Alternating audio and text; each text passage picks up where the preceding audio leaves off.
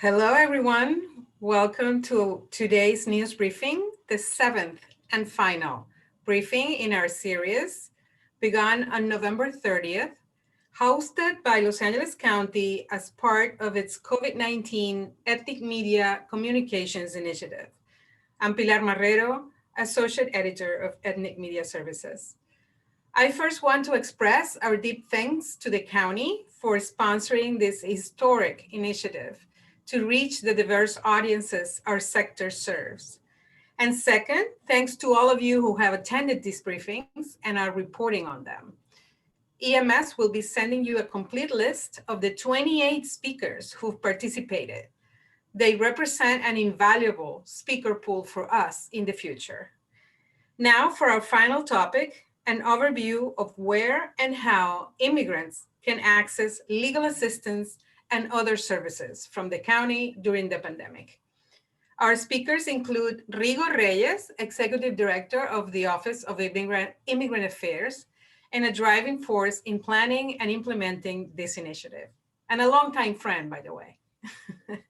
Manuel Ruiz, Senior Policy Analyst for the Department of Consumer and Business Affairs. Anna Gorman, Director of Community Partnerships and Programs for the Department of Health Services, and a former journalist. And Daniel Sharp, Chief Office of Immigrant Affairs, another good friend.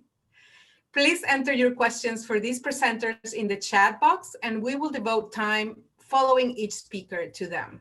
We will send a video of today's briefing to all attendees later this afternoon, along with a who's who of each speaker and additional collateral information.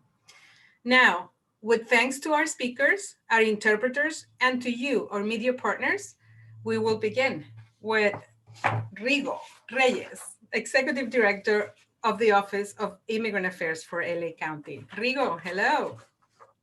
Pilar, thank you so much for that very timely and good introduction. Before I get into my 5 minute of overview in regard to how immigration services fraud impacts our communities, I just wanted to thank you, Pilar, Sandy, Ethnic Media Services, for the outstanding work you have done, as you mentioned, in implementing this series of debriefings that are so vital. The County of Los Angeles has 10 million residents, which makes us the most populous county in the country. And then imagine that almost 4 out of every 10 residents, 3.5 million people, are immigrants born abroad. And what they contribute to the county is vital to the county economy, to the county's culture, just to the quality of life. So without the full engagement, without the full participation of our immigrant communities, it becomes very difficult for the county to function in the way we like. And that's why we brought this campaign, Ethnic Media, Hyperlocal Media Campaign, to let our communities know that the county stands behind them, particularly during this critical times in dealing with the pandemic. And certainly immigration legal services to help them is vital. And as you know, we rely on the ethnic media. This is not the first time, certainly not to this extent, but throughout. We know you are trusted voices in those communities.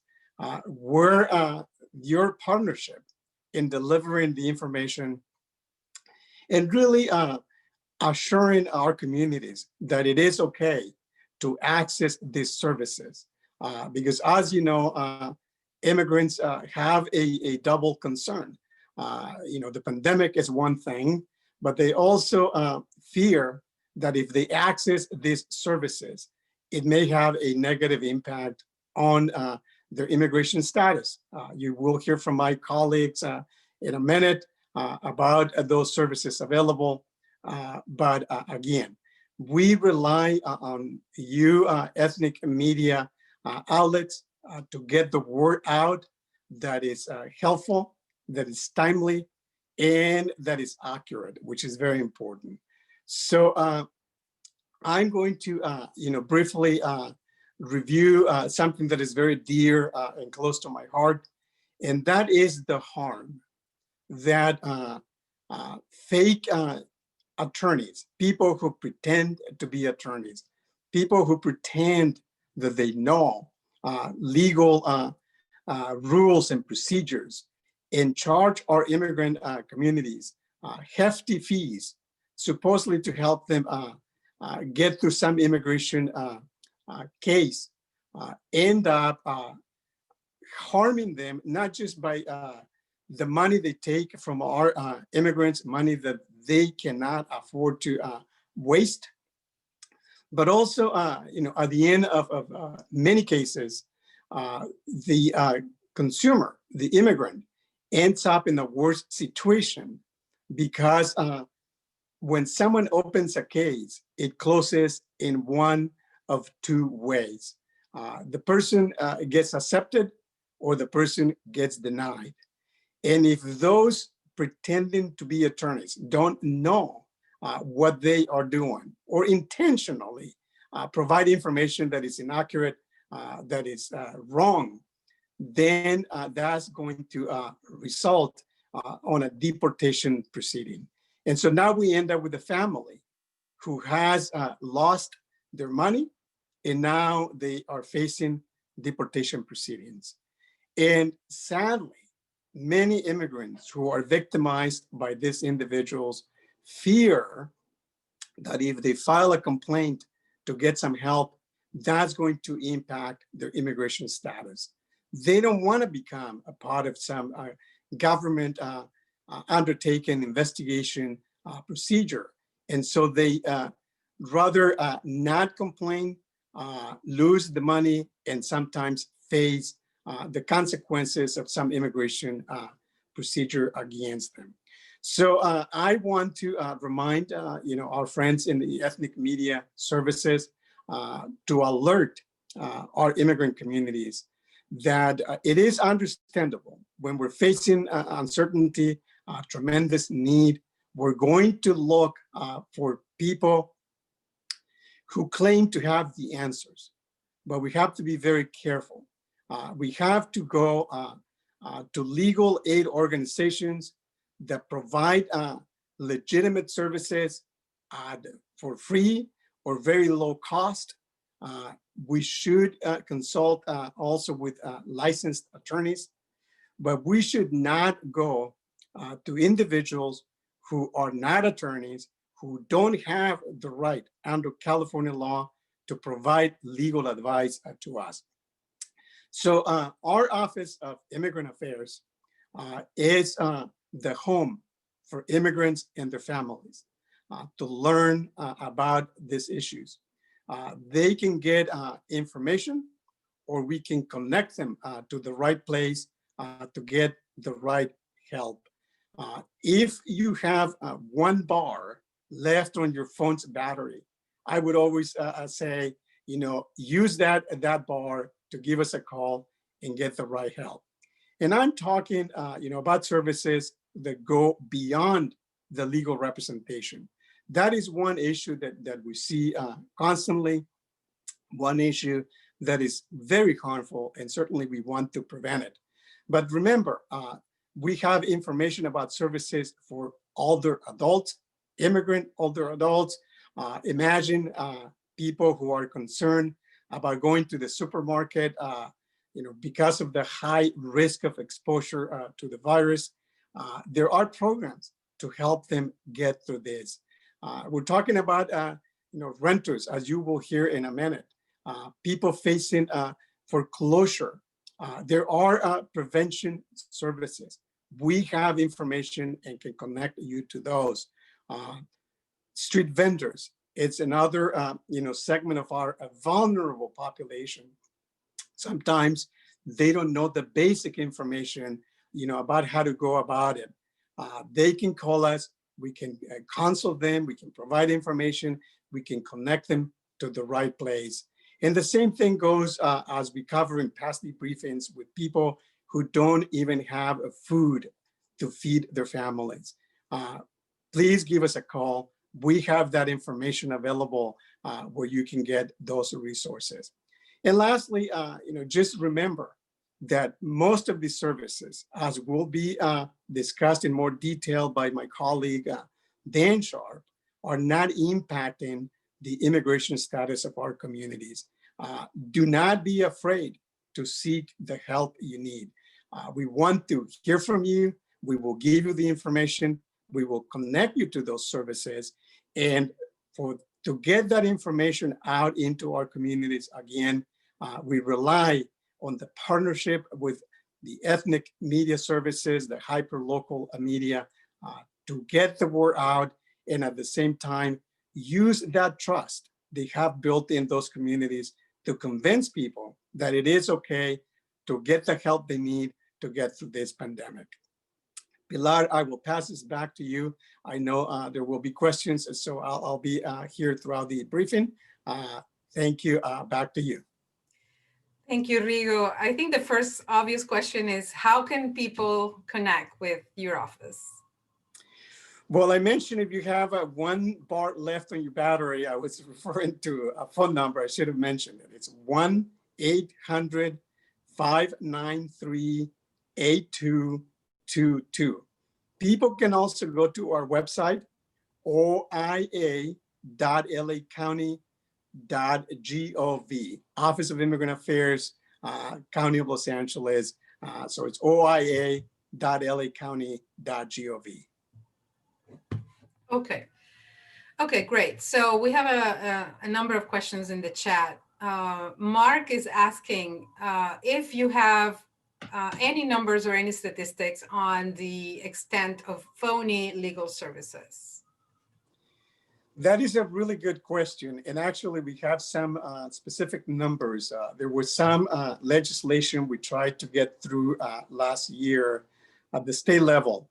As most of you know, California law regulates the services that concern this issue.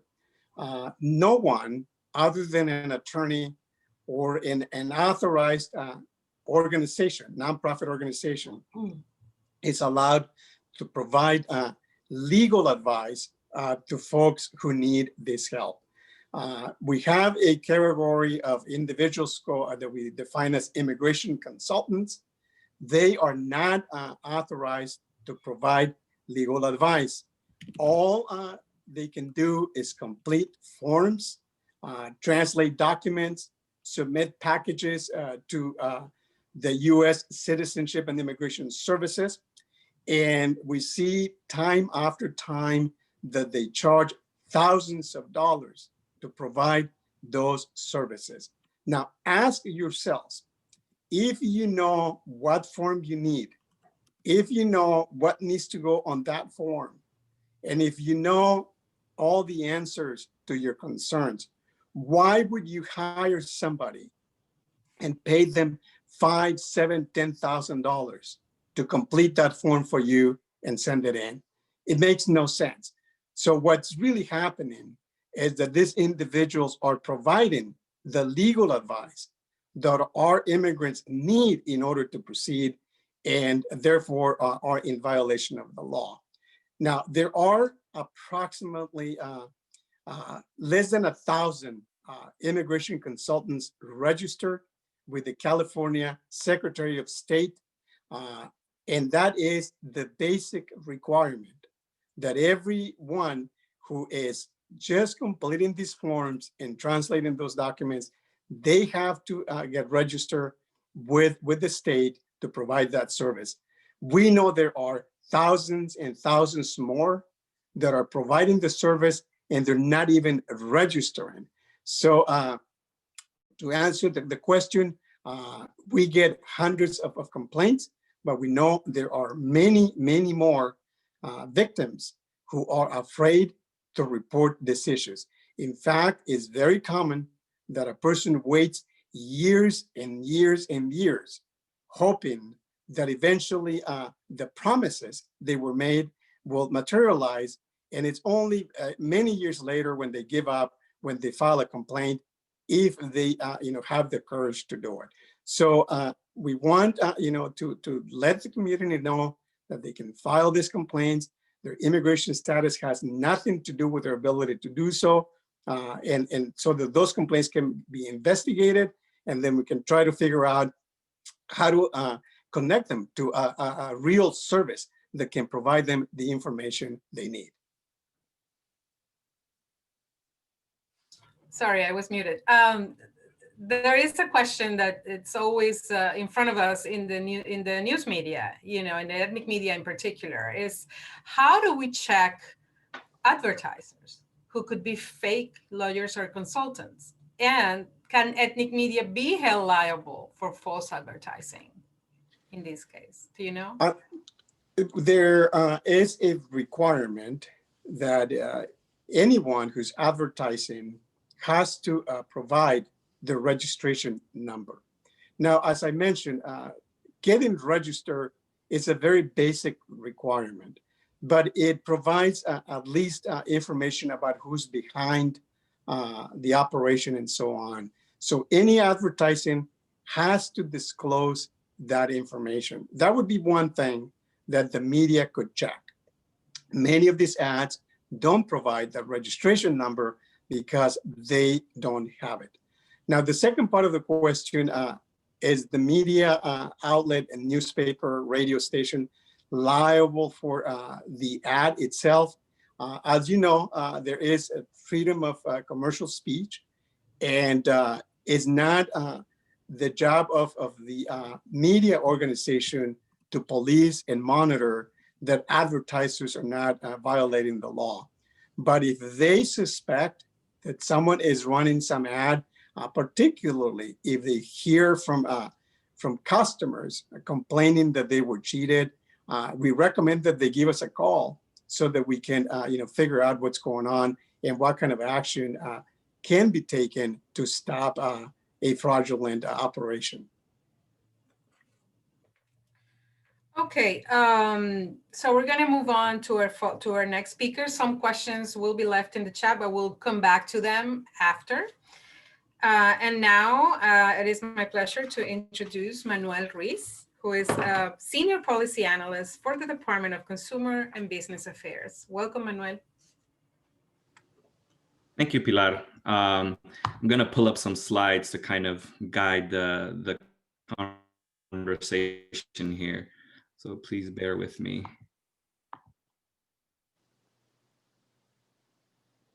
Okay. Pilar, are you able to see the slides? Yes, we can see. Awesome. So again, awesome. So again, thank you for the opportunity to share all this useful information.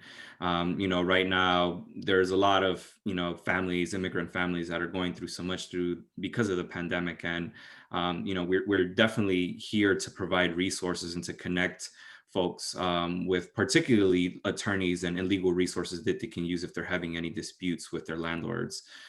So really excited to be here with you today and to share this useful information about what services the Department of Consumer and Business Affairs offers in the realm of tenant protections. So just to give you an overview, the Department of Consumer and Business Affairs, also known as DCBA, serves consumers, businesses, and communities through education, advocacy, and complaint resolution. So our overarching mission is to create a fair and vibrant marketplace for consumers and businesses. One of the things that we focus on is providing tenants and landlords with resources and information, and the division of the department that handles these types of services information is the Housing and Tenant Protections Unit. And so what does the Housing and Tenant Protections Unit do? It oversees implementation and enforcement of some key critical laws and ordinances that govern tenant rights in the county. So two of the primary ones are the county's rent stabilization ordinance, known as RSO, and the county's mobile home rent stabilization ordinance. And so those two pieces of county law govern the types of increases that a landlord can impose on a yearly basis, and also provide protections for tenants. Landlords cannot just evict anybody unless they have a just cause reason. And these laws apply to units in unincorporated parts of the county. There's other jurisdictions like the city of LA, Beverly Hills, et cetera, that have their own rent stabilization ordinance, but you could always call our department if you're unsure about what laws might apply to you. Another thing that our department also oversees is the county's eviction moratorium. So right now there's a local county moratorium, a state moratorium, and a federal moratorium. And so there's a lot of confusion as a lot of times about what are the protections that apply to me? Am I protected? So whenever you have those kind of questions, we always recommend that you call our department. And so on this slide, you have the hotline where you can reach us, which is 833-223-RENT, which is 7368. And always feel free if you're unsure about, what laws apply to you, or if you're having some type of a dispute, if you're a tenant, or even if you're a landlord, if you want to know kind of what is the legal landscape, feel free to call our hotline. We provide advice for both tenants and landlords. And other ways to reach us are through our email and to visit our website. So what I'm here to really talk specifically about is our Stay Housed LA County program, which is a countywide tenant or eviction defense program that provides free legal assistance to income eligible tenants all across the county, no matter where you live. And so this is a large program. It's a $20 million program. It's the first of its kind in Southern California that brings together about 20 partner legal service providers and community-based organizations. So these organizations range from, Neighborhood Legal Services, Inner City Law Center, the Legal Aid Foundation of LA, Inquilinos Unidos, EDN. There's a lot of organizations that are part of this network that are providing services and providing that legal defense that tenants really need during these times. And so the 5 primary components of this program, kind of broken up very simply, is one, there's a public awareness component. So part of this program is to make sure that countywide residents are aware that this program exists. And so we do that through digital marketing and media buys on social media platforms like Facebook, Instagram, Twitter. We also do media placements on radio, on TV, and on print media. And we've also do specific ethnic media outreach as well. The second component of our program is direct tenant outreach and education. So this comes in the form of virtual Know Your Rights workshops that are conducted in English and other languages, such as Spanish. We also do phone banking and texting to community members. So you may have received randomly a text from Stay Lake County. We do a massive campaign and we reached over 200,000 tenants in this way. And the core components, again, are these free legal services. And we also have a component of short-term rental assistance that will help a tenant if they're falling behind in rent and there's a need to provide them assistance to remain in their home. And lastly, our service providers do refer you to other resources if you're in need of assistance from maybe the Department of Public Social Services or Department of Public Health. We try to connect individuals to other resources that might help them during these challenging times. Really, I've discussed kind of the legal services component, which is really the core of the program. And so there's 2 types. There's limited scope legal representation and full scope legal representation. And the distinction between both of those types of representation, and one is really focused on if you have some type of a dispute with your landlord, if you're being, intimidated or harassed, if your landlord has given you some type of a verbal notification that they're going to try to evict you, you would come to us and speak to us so that we can try to get you connected to a lawyer before you have an actual eviction case, which is called an unlawful detainer. So they help you prepare documents, respond to any, phone calls, formal letters that they've provided, try to help you resolve your issue before it goes to court. If you have received some type of formal notice from a court, then you would get the full scope legal representation, which is comprehensive, and you would retain an attorney. Again, it's completely free, and they would help you by representing you during your court case, and to provide all kinds of other comprehensive legal services. For example, if you're a victim of harassment from a landlord. And finally, as I mentioned, there's a short-term rental assistance component, which provides up to $7,500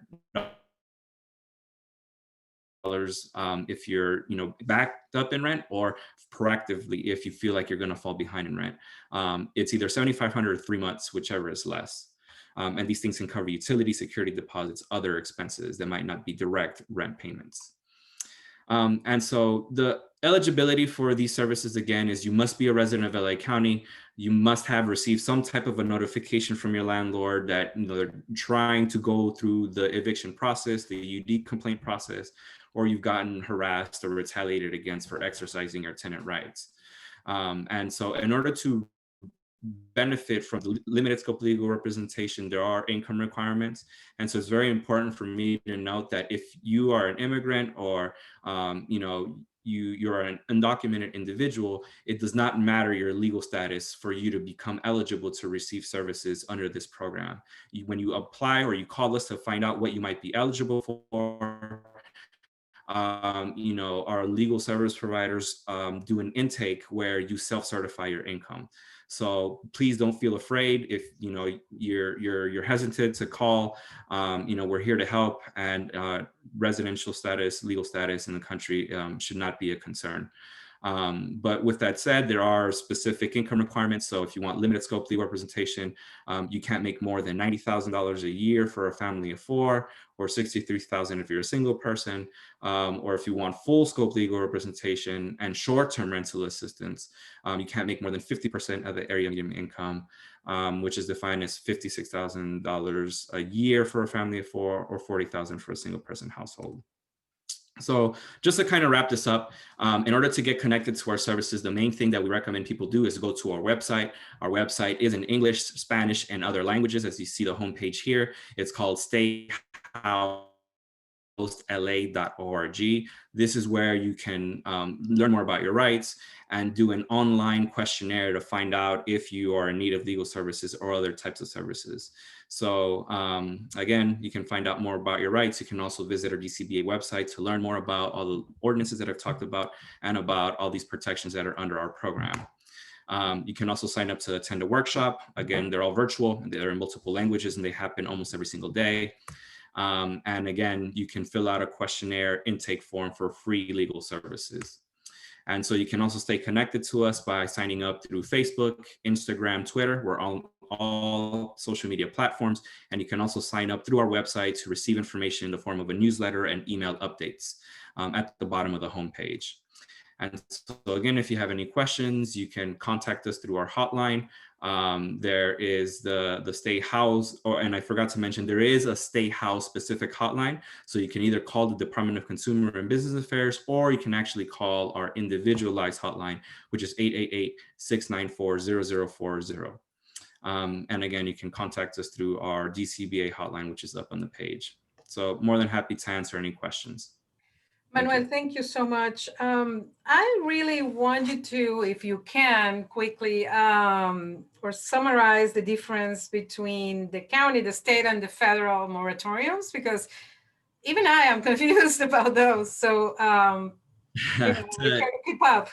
It's very challenging to wrap your head around. And so I think one of the easiest ways, again, to answer specific questions about how each of these moratoriums applies is first to call our department, because you may have a very specific question that might be very, very specific to your own situation. But to try to give you a big overview without going into too much details about it.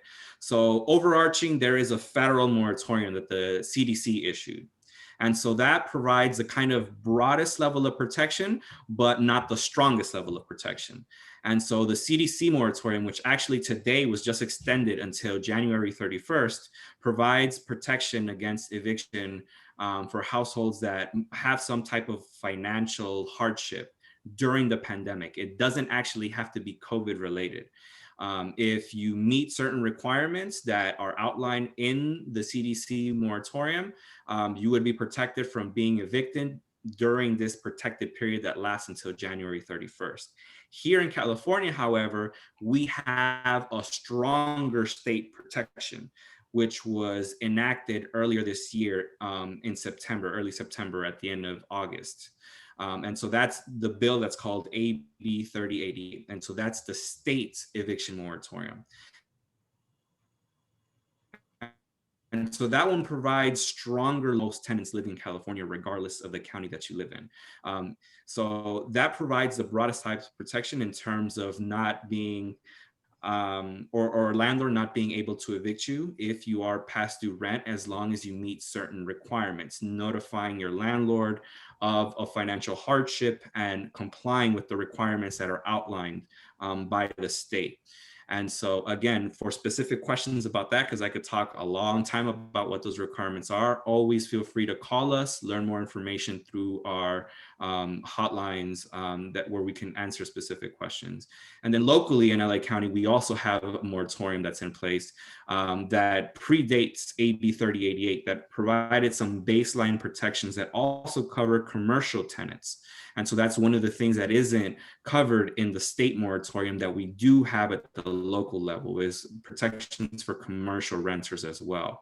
So there's a lot of small distinctions between the protections that apply to you locally and the state and by the CDC moratorium. But the important thing to know is that there's multiple layers protecting you.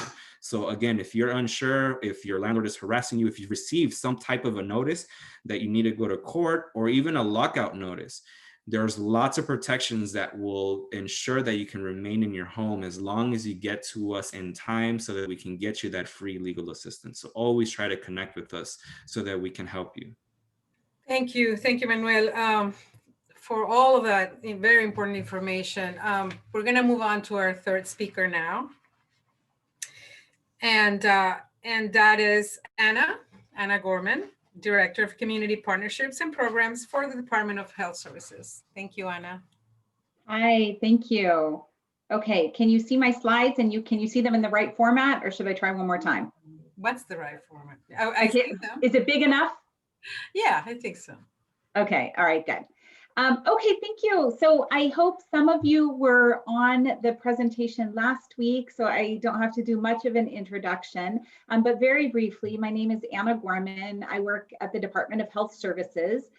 As you know, we run the 4 county hospitals and 27 plus clinics, all the healthcare for people in the jails and people leaving the jails, and housing for health care for people experiencing homelessness. I worked as a journalist for more than 20 years. Most of my time as a journalist was covering healthcare and covering immigration. And so these issues are near and dear to my heart. So I'm glad to be here. I just wanted today to talk about a program called Medical Legal Community Partnership. This is something that is specific to our patients, our 400 plus patients of Department of Health Services, 400,000 plus patients, as well as patients in whole person care, which is another program that I'm not going to get into, but basically for high risk Medi-Cal participants. So I just want everybody to take a second. I know you guys are pretty active in the chat right now. So if you can take a second to just jot down some barriers that you think low-income patients, the people that you guys write about day in and day out, are experiencing right now. And Pilar, because I'm having trouble seeing the chat. Oh wait, maybe I can see it now. Yeah, I got it. Okay. So yes, if people can just type in a few things. I'll just throw out one as an example, and some of these little pictures show you examples. Housing would be a barrier, something people are dealing with right now, and we just heard a lot about from our previous speaker. So feel free to type in anything. I will keep going though. So some of these barriers are, as you see in the pictures here, money, finances, access to healthcare, access to food, access to housing, access to transportation. So this is what is called, as you all probably know, the social determinants of health. It's a horrible phrase, it's a horrible saying, Fear of immigration status, great. Fear of being exposed, good, Sandy, thank you.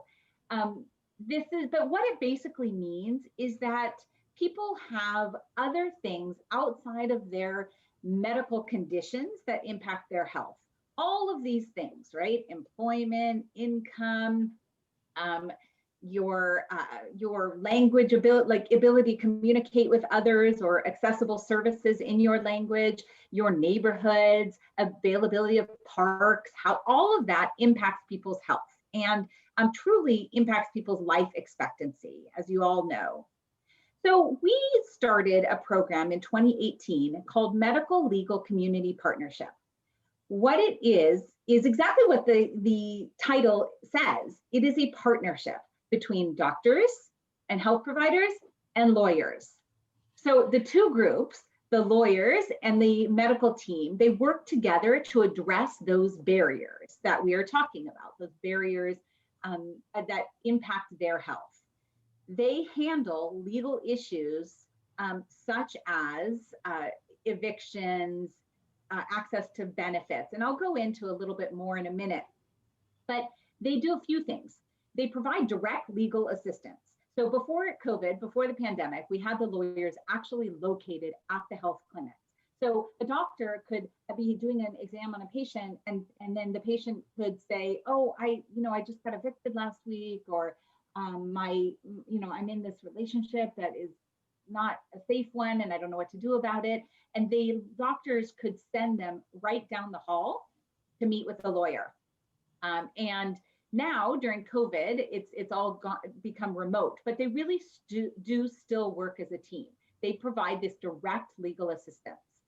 The other thing that the lawyers do is that they train people, and they train the doctors and social workers and community health workers to understand some of these legal barriers and to understand that some of these issues that people are having are actually legal issues. Sometimes they can't be addressed by a social worker, they can't be addressed by a doctor, but they can be addressed by legal action or legal involvement. Here's what we call it, I help, with an extra H, but here's the issues that our lawyers from these nonprofit legal firms help with. Income, housing, that includes utilities. If utilities are unfairly shut off, or people are living in really poor living conditions, like mold in the apartment. And mold is actually a great example because mold can contribute to asthma. Asthma attacks land you in the emergency room. If you get rid of the mold in your apartment, your asthma attacks will likely subside and you won't have to go to the emergency room as much. Health coverage and access, education, special education issues for children, literacy, legal status, that's the immigration, and personal and community safety. So that's violence, domestic violence. There's a lot of things under each of these categories, but that's the basic outline of the kinds of services that the lawyers provide. There's a bunch of different partners. You guys know these legal aid organizations well. They are fantastic. Neighborhood Legal Services of LA, the Legal Aid Foundation of Los Angeles, BetCetic, and Mental Health Advocacy Services. Those are our key partners.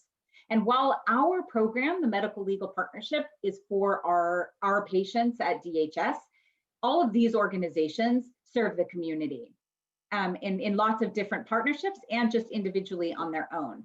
So people can always be sent to these organizations.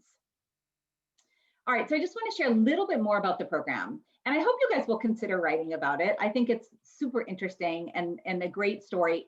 In fact, one of my very first stories in 2010, when I started covering healthcare, was about medical legal partnerships. It was at St. John's Well Child and Family Center, and it was in partnership with Neighborhood Legal Services. And it featured a young lawyer who was also a doctor who was working on these programs. And then fast forward 10 years later, and I work very closely with that lawyer / doctor on this program. So anyway, it's fascinating, lots of really compelling tales. It started in 2018 at one site, MLK Outpatient Center, the Martin Luther King Junior Outpatient Center down next to the Martin Luther King Community Hospital. And then we expand, community health workers could also call in, can also call in to help people reach these services. There's also programs like this across the nation. We're not unique, which makes it even more interesting from a journalistic perspective, because this is something that is across the country and has impact. There's been a ton of research on it, academic research, that it helps decrease costs of healthcare. It helps people build trust in the health system and in the legal system, and it improves people's health overall. I mentioned that during the pandemic, we've moved it to phone services, but it's more important than ever. We know that people are dealing with a lot of different issues because of the pandemic. So I'm going to get to a couple examples because I think that'll bring it to life. But let me just show this really quick. That we've served since in the 2 years plus, 2.5 years. This is the most recent data I have, about 3,300 people so far in this program. And the biggest issue by far is income. People who've lost their Social Security, access to their Social Security check or to their cash aid, who've unfairly been cut off of their food stamps, that sort of thing. And the second kind of tied issues are immigration issues, public charge, big one, and housing conditions and evictions. Okay, so, oh no, it stopped the slideshow. Let me see if I can, give me just 1 second. Maybe I can at least open it on my screen so I can just tell you a little bit about a couple examples of cases that we have had. Okay, all right, so here's one. This is a housing issue. So this is somebody who was threatened of being locked out by her landlord, and her lawyers provided her with legal counsel and advised her on her rights and legal process prior to eviction. And she had no idea. She had no idea of this process, what her rights were, how to handle an eviction. All she knew is that she'd gotten this eviction notice and this lockout. And so the lawyer, or this threat of a lockout, the lawyers represented her in court and negotiated a favorable outcome for her. Okay, here's another one. This is healthcare. I stopped sharing my screen. So I know somebody said you can't share my screen. So that was really the end of the slideshow. I just have a couple examples of cases, but I'm just going to talk you through them. So you don't have to read on my words on the screen. The second one is a healthcare issue. This is somebody who was recently released from jail. And when you're in jail, you lose access to Medi-Cal. So the person was coming out of jail and didn't know how to get back onto Medi-Cal and needed a surgical procedure and was experiencing delays with Medi-Cal and couldn't get the appointment scheduled until the Medi-Cal issue got resolved. It was a mess. So the lawyers helped him get in touch with HealthNet, which is a Medi-Cal health plan here in LA County, which immediately looked into the case and scheduled him ASAP to get back onto Medi-Cal and to help get this procedure, this surgery. And the lawyers also helped the client get onto Medi-Cal and really understand how to use it. The lawyers communicated directly with the Department of Public Social Services to make sure the Medi-Cal application went through without any problems. So they're advocates as well as lawyers, right? They do both for these patients. Okay, and then the final one is immigration, an immigration example. This was a person who had immigrated from Guatemala into the United States, into Los Angeles. Her husband had been abusive, and she reported the domestic violence to the police. Now, she didn't know that actually enables her or allows her to get a special type of visa at the time. It's called a U visa for people who are victims of crime. And the lawyers helped this client with a petition to get that U visa and to be able to get a visa to stay in the US.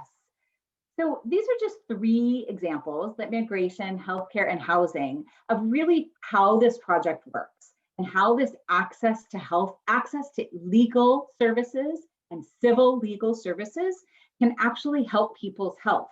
Once somebody is able to stay in their apartment, keep their Medi-Cal benefits, or get a visa to actually stay in the country, all of that, and to get out of an abusive relationship, all of that helps people stay healthier. All right, thank you so much. I'll go ahead and stop there and take some questions. Anna, we're gonna move on to the next speaker. Oh, okay, that's fine. We're gonna leave the questions to the end. Yeah. Sure. Okay. So we're gonna move on to Daniel Sharp right now. He's the Chief of the Office of Immigrant Affairs. Hello, Daniel. Hello, Pilar. Thank you very much. And I am going to cover a little bit about public charge, DACA, and TPS, temporary protected status, all topics that warrant probably an hour of discussion themselves, but I will try to get through each of them in about 2.5 or 3 minutes to leave some time for questions for everyone at the end. So just very briefly, these 3 areas of immigration policy and immigration law directly impact hundreds of thousands of Angelenos and millions of people nationwide. LA County has taken a very strong and clear stance in support of our immigrant communities around the issues of public charge, and administration's attempts to terminate DACA and TPS for years were the home to the largest number of DACA beneficiaries in the country, and one of the largest communities of TPS holders, and probably the largest community of people potentially impacted by the public charge rule. And so the Board of Supervisors opposed the change to the public charge rule. It opposed the termination of DACA, and then the county has supported litigation contesting the public charge rule and the termination of DACA. And then our office, the Office of Immigrant Affairs, has worked to support immigrant communities impacted by these policies, both connecting them to service providers, conducting outreach and education events so that folks understand their rights and what is actually happening with these significant policy changes.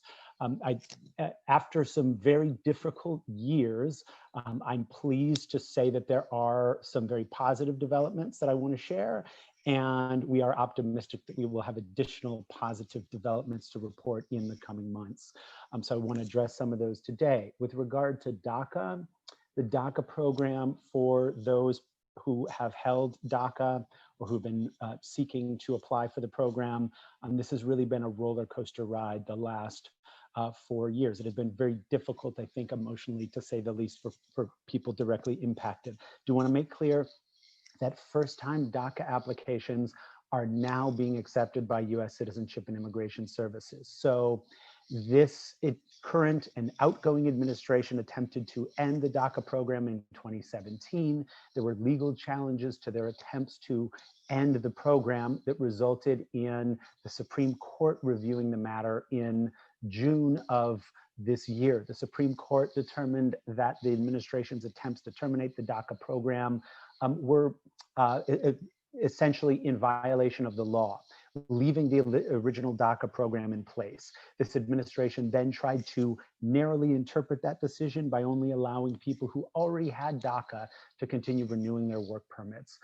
As a result of subsequent litigation, as of December 7th, U.S. Citizenship and Immigration Services is now accepting new initial DACA applications for people who qualified under the original rules established in 2012, but who had not yet filed a first-time application.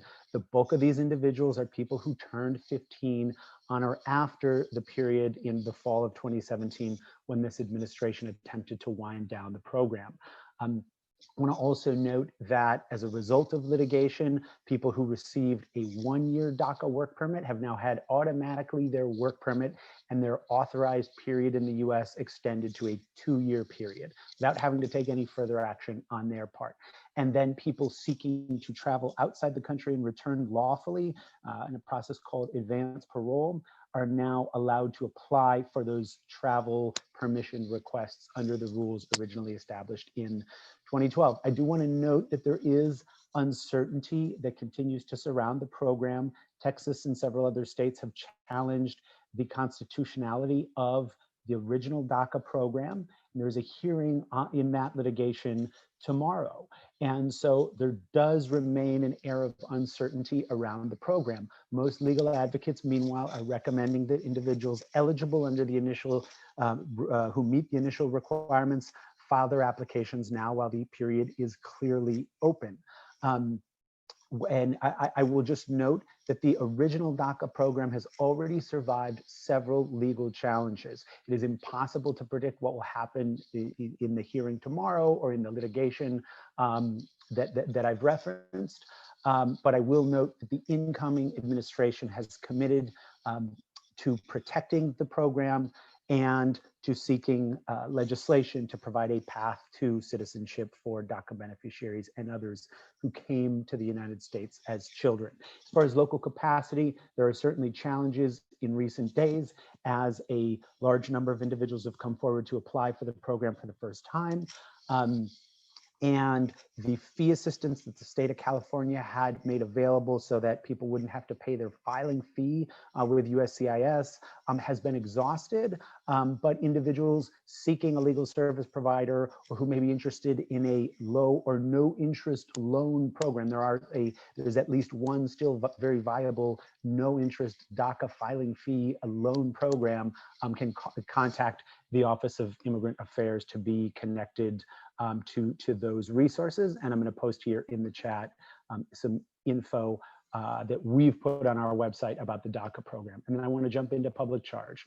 So on the public charge rule that our prior speaker Anna Gorman has referenced both today and last week, I do want to make clear the rule that this administration began implementing in February of 2020, just before the pandemic, is currently blocked in the courts. That means the rule is just not in effect. A person who has an interview for their green card today with U.S. Citizenship and Immigration Services is not subject to the new public charge rule. This is an extremely positive development. Now, we know that this outgoing administration has indicated in writing it is reviewing the decision blocking the rule. It may seek review of that decision by the court, another court of appeals or the U.S. Supreme Court.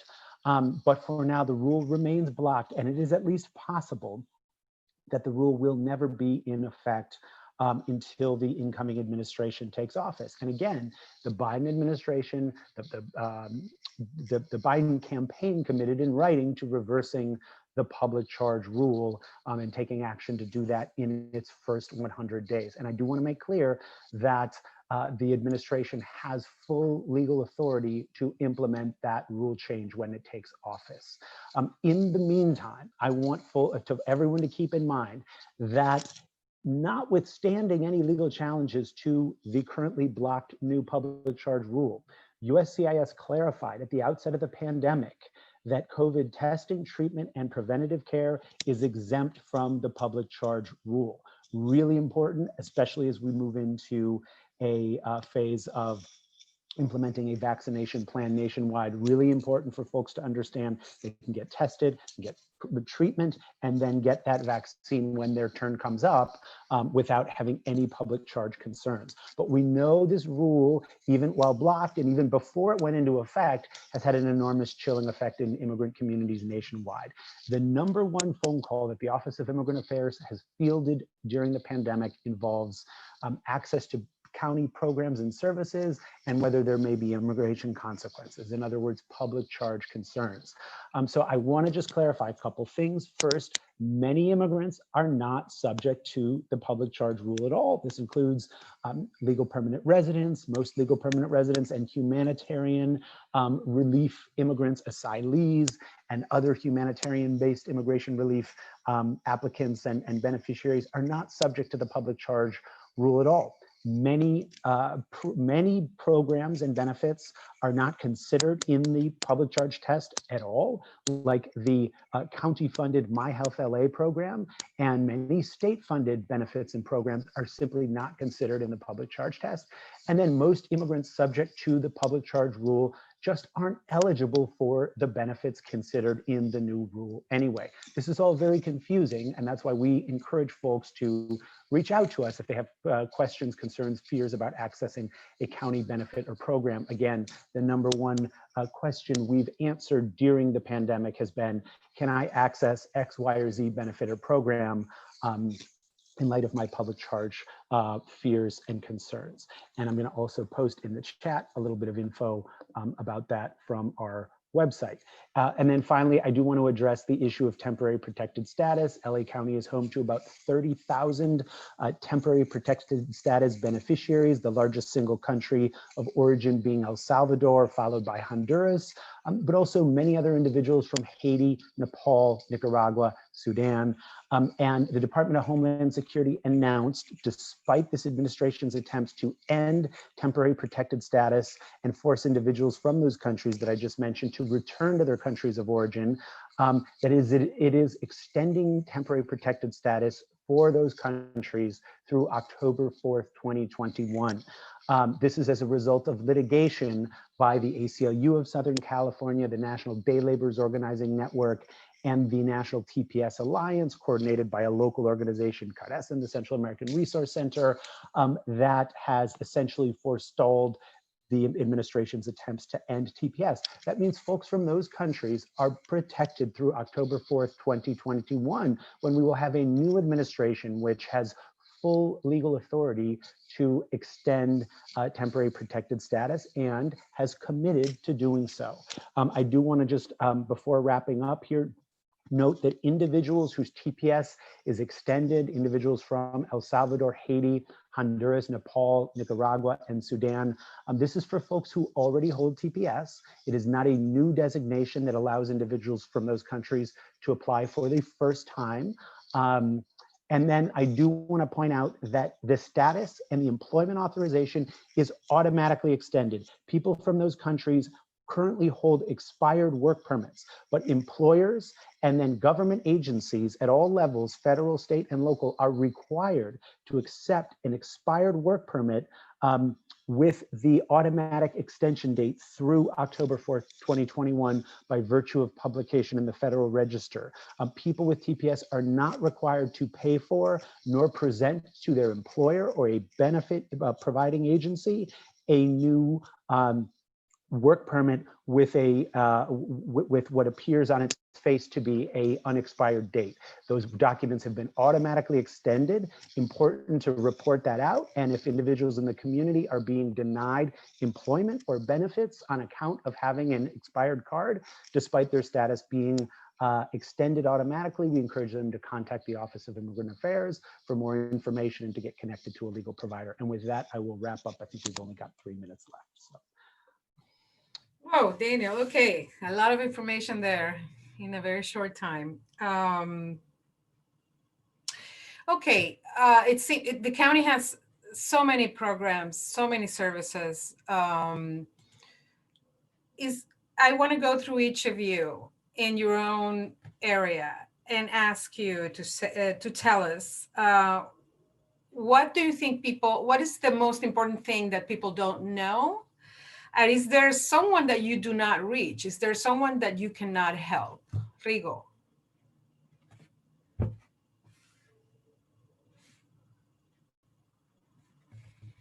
Rigo, can you answer that question? Yes, I was muted. I'd like to mute myself, or others do as well. Thank you, Pilar. So, you know, I think the message to our communities is that services are available and they keep changing. The county keeps looking at the needs of our communities and new things come online regularly. So again, I like to make the offer that the Office of Immigrant Affairs, it's the home for immigrants and their families to learn about any current services and how to access those services. So, think of us as the door into the county,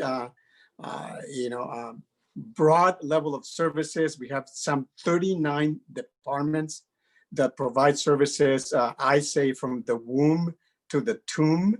And so, rather than trying to figure out each of those services as they may have changed, please give us a call, and then we can connect to the right place or provide you the service directly.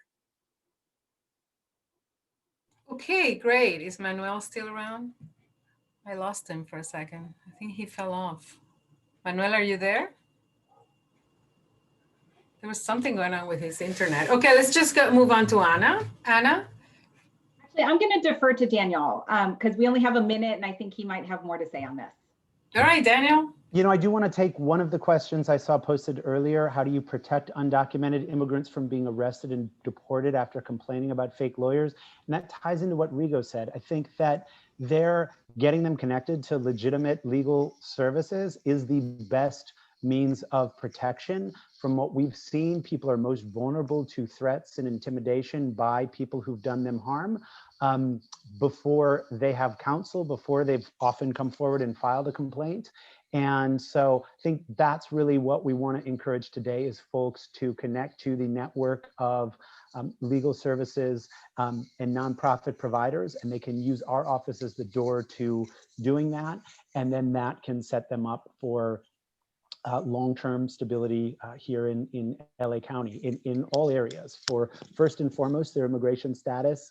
Without that, it's hard to have stability everywhere else.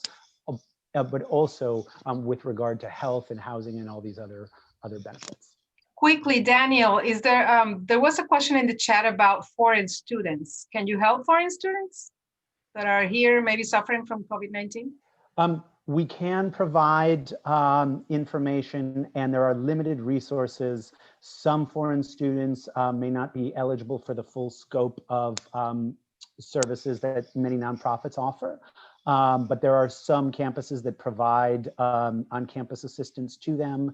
And then when a nonprofit isn't available, it's often very important to get them to actual legal counsel because visa extension issues for students can be fairly complicated. But again, yes, we have assisted several students during the pandemic.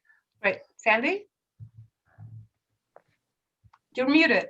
Sorry, a quick question for Anna, and then we'll close. But there are people who never get Social Security numbers because they never have formal jobs.